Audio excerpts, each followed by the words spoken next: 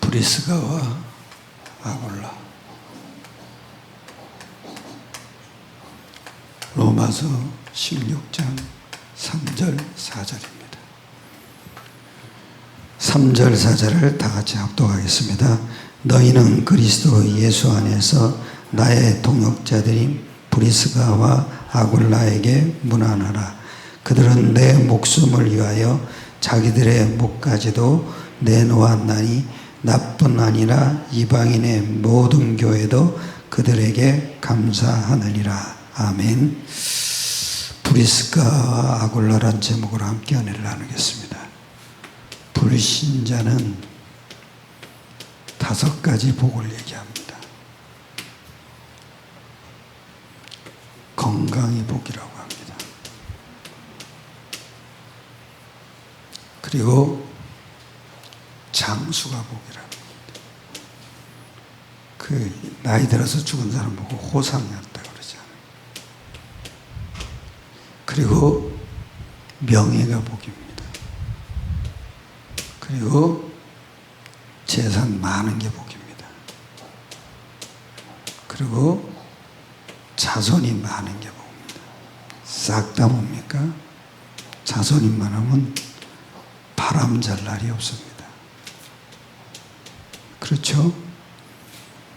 이게 하나님 떠난 사람은 이게 더 큰 문제를 가져옵니다. 돈만 하고죠. 형들하고 가족들끼리 서로 싸웁니다. 재산이 복이 아닙니다. 자식도 복이 아닙니다. 하나님 만나야 복이죠. 그리고 명예, 더 큰 문제 옵니다. 장수, 이것도 복 아닙니다. 한마디로 얘기하면 다 육신입니다. 그러니까 겉의 겁니다. 그런데 우리가 받은 복은 뭐니까? 보이지 않는 겁니다. 이게 영원한 겁니다. 보이지 않는 복이 뭡니까? 영원한 거죠. 그게 뭡니까? 신분 3가지입니다. 그리고 권세 4가지입니다. 한마디로 얘기하면 성령 내주입니다. 그리고 성령 인도입니다. 성령 역사입니다. 그리고 성령 권능입니다. 그리고 권세입니다. 그리고 성령 배경입니다. 한마디로 얘기하면 이 축복을 왜 줬냐? 증인되라는 겁니다. 이거는 한마디로 얘기하면 보이지 않는 사실입니다. 그래서 영원합니다. 보이면은 다 훔쳐갑니다. 이 사람들이 다 뺏어갑니다. 그래서 하나님은 보이지 않게 한 겁니다. 그런데 이건 딱 하나입니다. 믿음으로 가지는 겁니다. 그렇죠? 그래서 히브리서 11장 1절에 그랬죠.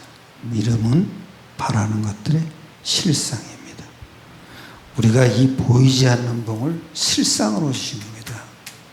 예수 이름이죠. 그걸 누리는 게 믿음입니다. 그래서 이 브리스가가 누군지 아십니까? 로마 사람입니다. 그리고 아굴라는 뭐냐? 유대인입니다. 이렇게 얘기하면 국제 결혼한 사이입니다. 그러면 그 후손들도 국제적 후손이죠. 그러니까 이게 완전 세계복음화의 문입니다. 그래서 이 가정이 제일 하나님께 쓰임받은 이유는 뭔지 아세요? 복음 대열 속에 들어온 가정입니다.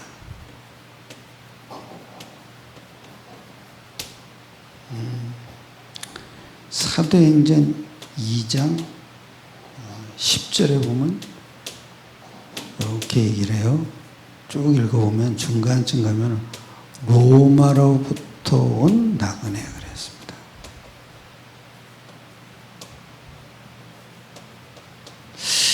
근데 여기에 브리스길라가 있다는 것은 확실하진 않아요.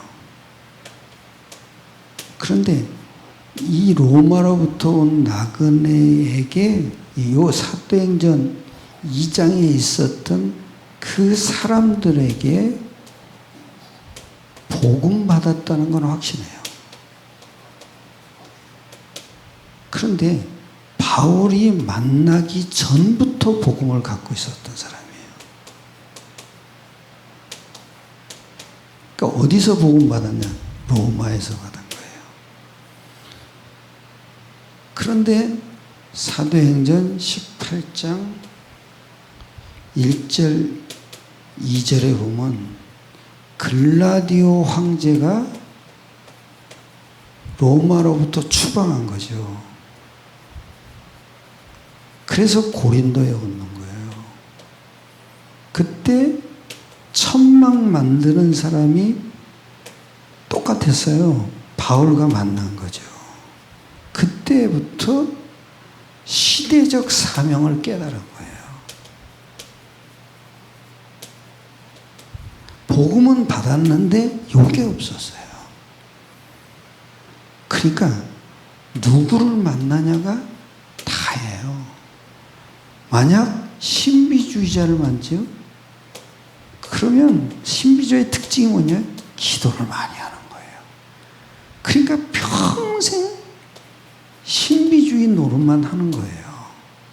그리고 율법주의자를 만나죠?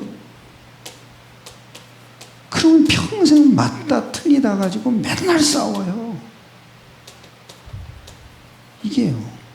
누구를 만나냐가 다예요. 종교 지도자를 만나죠? 그럼 맨날 열심 내야 한다. 그렇게 하면 안 된다. 맨날 흠잡는 거예요. 왜냐? 자기는 그렇게 하니까. 한마디로 하면 이거는 복음 아닌 거예요. 그리고 자기 자랑밖에 안 돼요. 우리 인천에 보면 감리교회가 많아요. 그리고 서울에는 장로교회가 많아요. 감리교회 뭐예요? 미국 선교사 중에 감리교 선교사가 들어온 거예요. 그게 누구냐? 아펜셀러예요. 그러니까 누구로 왔냐가 그 영향을 다 받는 거예요. 다행인 게 뭐죠?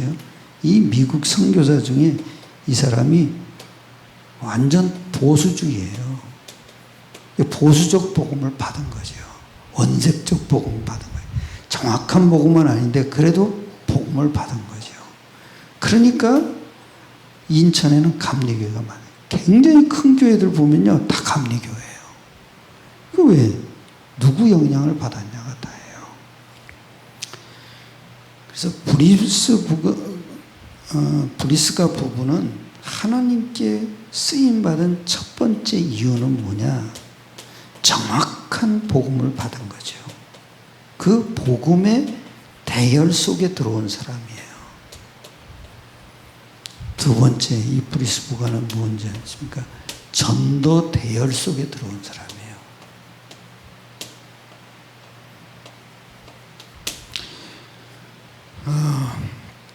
복음이 너무 귀중하기 때문에 그러니까 당연히 전도 대열 속에 들어올 수밖에 없었죠. 하나님의 시간표가 있어요. 그게 뭔지 아세요? 창세기부터 계시록까지 하나님이 인간의 삶에 개입하는 시간표예요. 어떻게 얘기하냐? 딱 하나예요. 전도 시간표예요.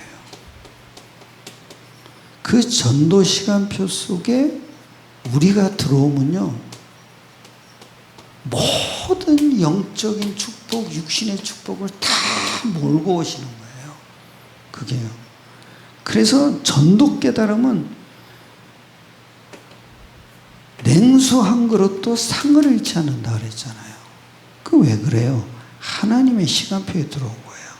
창세기부터 계시록까지 보면은 인간에게 개입하는 시간표는 딱 하나더라고요. 전도예요. 그러니까 네가 짓지 않는 집도 주겠다는 거예요. 네가 심지 않는 곡식도 먹게 하겠다는 거예요. 너는 아무것도 안 했는데 이 전도 시간표가 오면은 반드시 너에게 축복을 몰아갖고 온다는 거죠. 그 유목사님이 그러시더라고. 전도와 선교의 영을 받아야 된다. 그게 성령 충만이에요. 그냥 성령 내주가 아니라고요. 성령의 역사가 일어나야 돼요. 그게 뭐예요? 딱 하나예요. 믿음 가지고 있으면 돼요. 그러니까 우리 자녀들에게도 아주 정확하게 가르쳐야 돼요. 당연히 복음 말해야 되죠. 그러나 더 중요한 건 뭐냐면 전도예요. 전도 현장을 보여줘야 돼요. 그래서 내가 그 애들한테 설명해 줘야 돼요. 전도는 이렇게 하는 거야. 가만히 앉아 있는다고 되는 게 아니야. 현장을 보여줘야 돼요. 그래야 전도라는 게 자기 가슴에 심령 속에 확 박히는 거죠. 이래야 돼요. 그리고 세 번째예요. 전도자를 도운 가정이에요. 우리 로마서 16장 3절 4절에 이러세요. 보세요. 같이 읽겠습니다. 너희는 그리스도 예수 안에서 나의 동역자들인 브리스가와 아굴라에게 문안하라. 그들은 내 목숨을 위하여 자기들의 목까지도 내놓았나니 나뿐 아니라 이방인의 모든 교회도 그들에게 감사하니라. 자기들의 목까지도 내놓았대요. 그게 뭐예요? 생명 건 헌신을 한 거예요. 뭘로 선거했어요? 돈 번 것으로 한 거죠. 여러분, 돈 하나님이 복음을 위해 쓴다는 것은 자기 생명과 똑같은 거예요. 거기다가 쓴 거예요. 근데 아주 중요하죠. 나뿐 아니라 그랬어요. 바울뿐만이 아니에요. 여기 이러잖아요. 4절에 그들은 내 목숨을 위하여 자기들의 목까지도 놓았나니 나뿐 아니라 이방인의 모든 교회도 그들에게 감사하니라. 그죠? 이방 선교사를 도운 거예요. 자기는 가지 않았어요. 갔으면 거기다 적어놨겠죠. 가진 않는데 자기가 번 돈을 가지고 선교를 한 거예요. 그러니까 생명건 헌신을 한 거예요. 그러면 누구에게 했겠습니까? 누구에게 했겠습니까? 이게 생명건 헌신을 가치 없는 데다 할 수는 없죠. 마태복음 16장 16절로 19절을 깨달은 사람이에요. 그러니까 당연히 이 답을 가진 사람에게, 이 답과 응답을 가진 사람에게 헌금한 거예요. 그리고 사도행전 1장 8절을 방향 맞춘 사람에게 헌신을 한 겁니다. 그리고 사도행전 18장 1절로 4절에 보면 바울을 만나잖아요. 그리고 사도행전 18장 24절로 28절에 보면 바울을 만나서 뭐겠어요? 이방 선교를 깨달은 거죠. 그러니까 누굴 만나냐가 다예요. 또 아볼로를 만났어요. 이 아볼로라는 건 목회자거든요. 평신도가 목회자에게 굉장한 은혜를 끼친 거예요. 이 아볼로라는 사람은 복음도 알고 성경도 많이 알았어요. 그런데 체험이 안 된 거예요. 그러니까 이건 그 요한의 세례만 알았다 그래요. 그 얘기는 뭐냐면 육신적인 것만 안 거예요. 그런데 브리스가 부부가 데려가서 자기 집에서 하나님의 말씀을 더 밝히 증거했다는 거예요. 더 밝히 풀었다는 거예요. 그 얘기는 뭐겠어요? 사도행전 2장에 자기는 그 복음을 아니까 가보지는 않았는데 그 복음을 아니까 내 안에 성령의 역사가 일어났다는 걸 정확하게 얘기를 한 거예요. 그러니까 한마디로 얘기하면 뭐예요? 복음이 곧 성령의 역사예요. 이걸 정확하게 얘기한 거죠. 그리고 고린도전서 16장 19절에 보면 아주 중요한 얘기예요. 아굴라와 브리스가와 그 집에 있는 교회예요. 즉 지교회를 맡은 일꾼이라는 거죠. 그 지역 하나를 다 책임지고 있었던 거예요. 네 번째입니다. 만남의 축복을 누린 가정이죠. 오늘도 로마서 16장 3절 4절도 그렇고요. 여기서 바울을 만난 거죠. 그 바울을 만나서 뭐예요? 시대적 사명을 깨달은 거예요. 그리고 사도행전 18장 24절로 28절 아까 얘기한 대로 아볼로를 만났죠. 그리고 고린도전서 16장 19절 지교에서 많은 사람을 양육한 거예요. 한마디로 얘기하면 만남의 축복이었어요.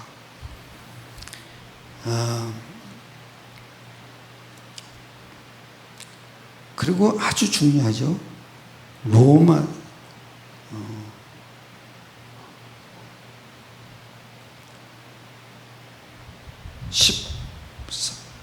사도행전 18장 1절로 4절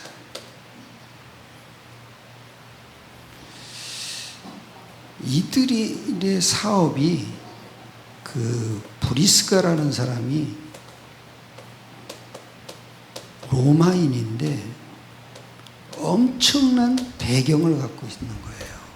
그래서 하필이면 그 당시 가죽 천막 사업이 아주 로마하고 맞은 거예요. 그래서 돈을 많이 버는 거예요. 거의 기록에 보면 재벌이라고 그랬어요. 그런데 이 돈을 가지고 뭐를 했냐? 딱 하나예요. 복음에 쓰임 받은 거예요.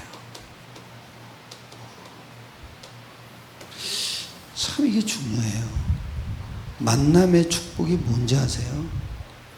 시대적인 만남을 가진 거예요. 시대적 사명을 깨달은 거예요. 그러니까 내가 번 돈으로 세계를 살려야겠구나. 그리고 이 복음 전하는 전도자를 도와야겠구나. 참 중요하다. 이게 만남의 축복이에요. 우리는 사람을 만나면 반드시 전도 사명을 깨닫게 해줘야 돼요. 우리의 만남은 딱 하나예요. 일꾼을 찾는 거예요. 그 일꾼이 뭐겠어요? 전도자를 찾는 거예요. 그래야 우리가 사명이 완수가 되는 거예요. 그리고 결론입니다. 하나님의 소원을 아는 가정이었어요. 사도행전 18장 4절입니다.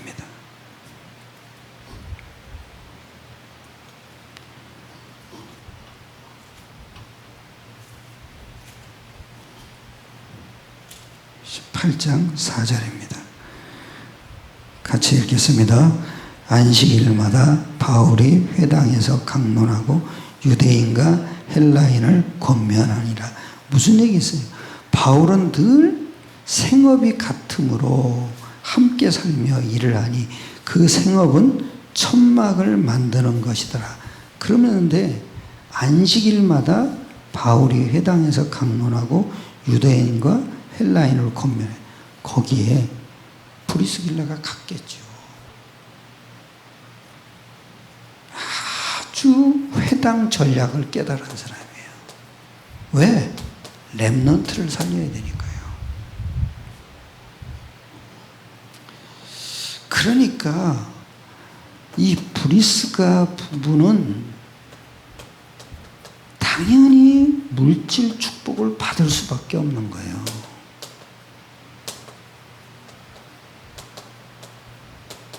그렇지 않습니까, 여러분? 우리가 자그마한 돈벌이도 복음에 쓰임 받아야 돼요. 선교에 쓰임 받아야 된다고요. 그래야 하나님이 우리를 축복할 수밖에 없죠. 저는 꼭 기도합니다. 하루에 3번씩 모든 성도를 축복해 달라고. 그래야 237 성전을 질 거 아닙니까? 돈 내놓으란 얘기가 아니에요. 응답 받으면 되죠. 응답 받으면 그 돈 갖다 다 뭐 여기 쓰겠어요. 승리하시길 축원합니다. 오늘도 완전 승리하시길 축원합니다. 기도드리겠습니다. 은혜로우신 주님 감사합니다. 우리에게 참된 복음을 알게 하시고 시대적인 사명을 깨닫게 하셔서 전 세계를 살릴 수 있는 마음을 품게 해주심을 감사드립니다. 모든 성도님들이 한순간도 복음 속에서, 복음의 대열 속에서 빠져나오지 않게 하시고 날마다 전도 대열 속에 있는 인생이 되게 축복하여 주시옵소서. 그래서 우리가 작은 일을 하더라도 하나님이 모든 축복을 몰고 오는 직업이 되게 하시고 그 일이 되게 축복하여 주시옵소서. 모든 걸 주님께 맡기옵나이다. 우리 주 예수 그리스도의 이름으로 감사하며 기도드려사옵나이다. 아멘. 승리합시다.